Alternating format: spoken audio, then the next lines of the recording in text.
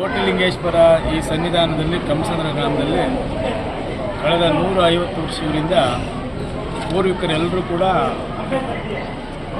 ಇಲ್ಲಿ ವೇಣುಗೋಪಾಲ ಸ್ವಾಮಿ ಜಾತ್ರಾ ಮಹೋತ್ಸವವನ್ನು ಭಾಳ ವಿಜೃಂಭಣೆಯಿಂದ ವರ್ಷ ಮಾಡ್ಕೊಂಡು ಬರ್ತಾನೆ ಇದ್ದಾರೆ. ಅದರಲ್ಲಿ ಕಳೆದ 16-17 ವರ್ಷಗಳಿಂದಲೂ ಕೂಡ ನಾನು ಭಾಗವಹಿಸ್ತಾ ಇದ್ದೀನಿ. ಇದೊಂದು ವಿಶೇಷ, ಇದೊಂದು ಪವಿತ್ರವಾದ ಸ್ಥಳ.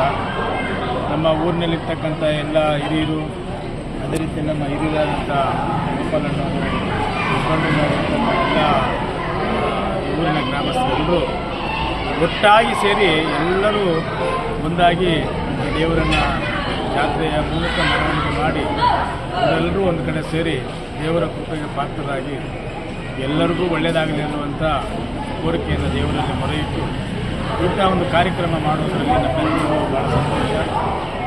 ಧಾರ್ಮಿಕವಾಗಿ ನಮ್ಮೆಲ್ಲ ಹಿಂದೂ ಸಂಪ್ರದಾಯದಂತೆ ಮಾಡುವಂಥ